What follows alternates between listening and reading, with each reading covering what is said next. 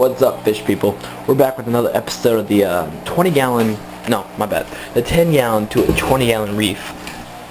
Now, the tank still sucks, even with the macroalgae. Now, I made this video over and over and over. It really made me mad because the night I was filming it for the first time, I got interrupted probably about 5 times. I had to start over about 5 times. And that night it was snowing. That was pretty cool. And then before I upload this video, someone deletes the video, and I know who it is, and yeah, it kind of sucks. Okay, the fish, they're doing fine, more than fine. The shrimp, I think one's molting right now. I haven't seen him, but I know he's not dead, because I mean, if he died, the water parameters would have just gotten even worse. And like I said before, the only water parameter that's bad in this tank is the nitrates with an A. And that's why we're going out tomorrow and we're going to get ChemiPure Elite. That should take care of the problem. And I mean, it's going to take care of ammonia and stuff, so, you know, it's going to take care of the problem. Copepods now. Yeah. What's the word? Flourishing? The copepods are, yeah, this is like copepod heaven. Little green star polyp, I mean not star polyp, what do you call it? Zoanthid polyp up there.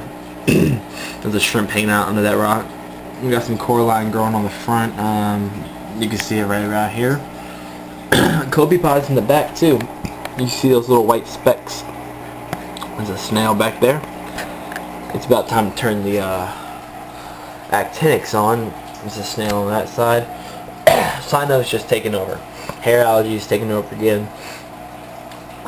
So I've just pretty much given up on it until I get the ChemiPure Elite, and I'm gonna clean out the filter cartridge. Well, it's already got a hole in it from the regular ChemiPure. So we usually cleaned it out, and I'm gonna put ChemiPure Elite in there. And after that gets ready, we'll get this ready. I told you, this tank is gonna get perfect before we start this, and this is still cycling, believe it or not. The ammonia is still high, probably because I don't have air going in there. I did have it in there, but wintertime came. I had to use that air pump on the pond in the shed, well, the storage pond for the winter. Let me get a better focus. I don't know how much better that is, but you can see some coral on there.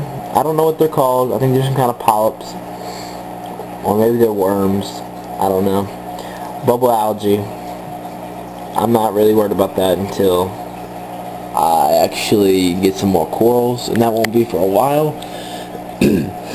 because I'm not going to rush into it. I need to get these problems underway. But I'm really thinking ChemiPure is just going to take care of it. I mean, you can see the copepods clearly like that. Little white specks. That's copepods fully grown. What else can we show you guys? That xenia coral is doing more than fine. Little hair algae growing on it, but not really gonna worry about that too much because we get ChemiPure Elite tomorrow. And there's that little white dot back there. That's a coral. I have no idea what it is. It's growing. Yeah, it's growing. I had no idea what it is though. I still doubt you can see it. But that little green speck is a zoanthid. But look at that cyno, guys. That's just, ugh. I mean, it's pretty, but it's not good for your system. And there's Nemo. The hair algae. I'm surprised they haven't hosted that yet. The way it's straightening out like an anemone. You can see some bristle worms on the rocks. Cleaning up the rocks. Macros are doing fine. And there's a dragon tongue on there. You can see the copepods there, just taking over. Red dragon tongue grew a little, I guess. I can't tell. I see this tank every day. I see it every day, but I know for a fact that this macro has grown because it's at the water level. So I know it's growing a little. Red dragon tongue's in there, it's doing fine. Got some coralline on there. What else we got going on? Oh yeah, the macro, where is it at? Back there, I don't know if you can see that little green speck beside the Royal Brahma. That's growing from this plant, I guess. It might be from the other ones, wherever the spore landed. A little piece of the macro landed on that rock. It'll attach itself. I might let it grow there. I might not. I think I might because it might look good. Just have a little speck of green there. I decided to keep these macroalgae in the 20-gallon long, even with corals, just to give it a green look. And we're still going to make a refuge them because they're just not going to cut it. What else we got going on here? I guess I can show you the clowns. Everybody likes clowns. Doing really healthy. Come at you, HD.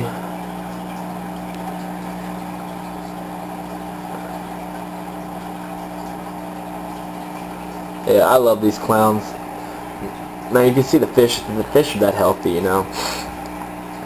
For a reef tank, this tank sucks, but for fish only, it's okay.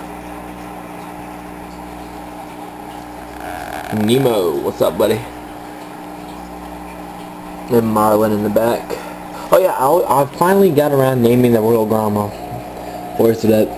Okay, it's gone, but I finally got around naming it.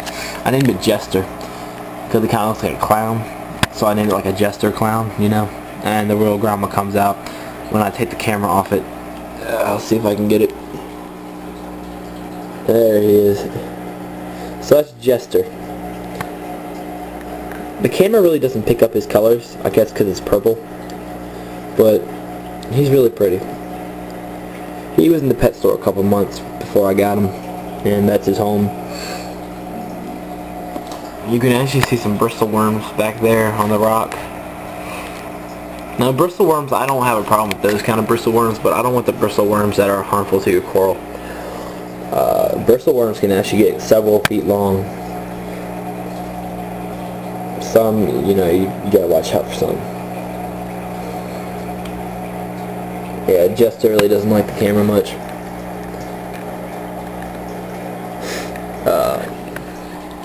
Pump still going strong. Heater.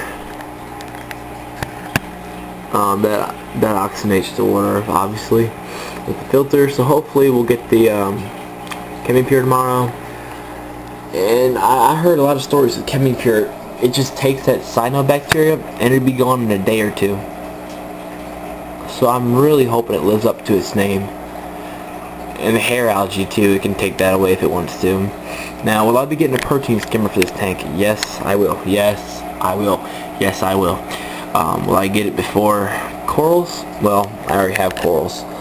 That one. Where are they at? These guys.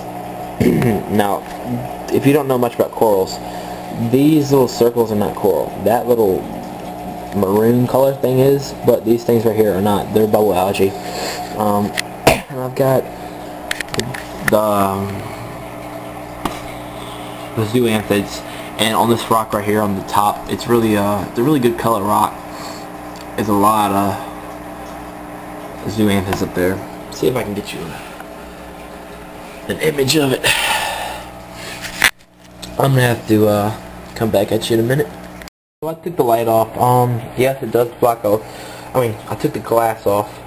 It does block a little light, but nothing too major. You go back to episode 1 and look at the water quality and compare it to this one.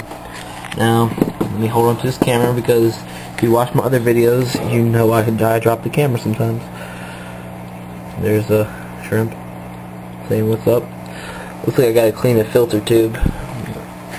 Now, you can't see them on the camera, but yeah, I see some right now. They've actually grown like right above my little red light from the camera shaking. There's that little green thing. That's a zoanthid. There's a shrimp down there at the bottom. There's the red dragon tongue. I love the red dragon tongue. I'm gonna let that go in a 20-gallon, I think. Let it just grow. Put it on a rock or something. But if you can see those little tiny green specks, that's the zoanthids. Water flow. Yeah, I really like this filter because the biological filtration, and it just gives the water oxygen. Plus, I like hanging on the backs because how to put this. Certain hang on the back can do just as fine as a fancy couple $100 filter.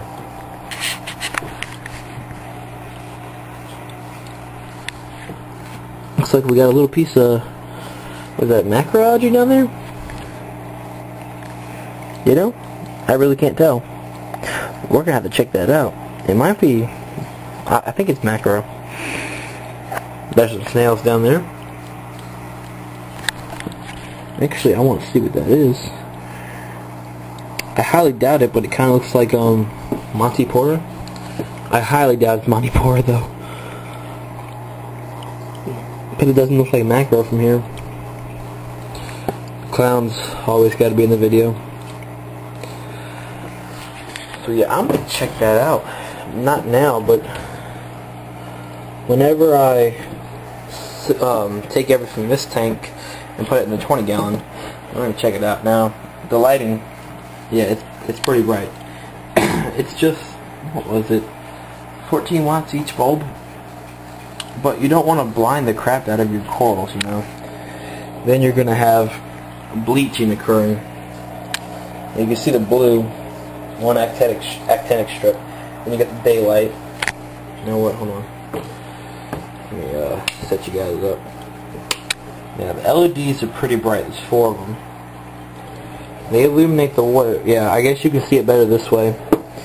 You really couldn't see it like this because the camera's just not picking up the light.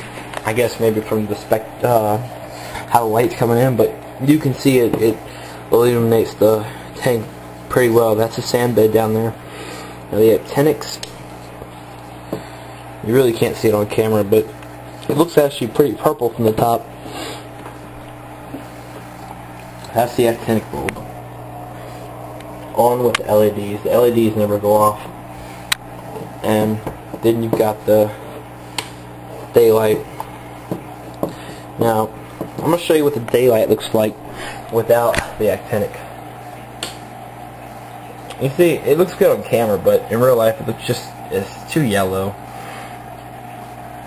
There's a shrimp. In my opinion, it looks too yellow. Just with that extra actinic, you know, it gives it that ocean blue look. I just, you know, I see those reef tanks that are, people spend thousands of dollars on it and they just have that actinic look. I don't like that. I like this better. But that's just me. You know, if you're going to spend thousands of dollars, do what you like.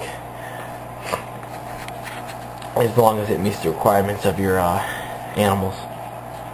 So yeah, we're going to make, this is episode something part 1. Part 2 will come at you after we get ChemiPure. I might make a part 3 after ChemiPure and a part 2 when we install ChemiPure. And maybe we'll talk about ChemiPure and ChemiPure Elite. So stay tuned to the next episode.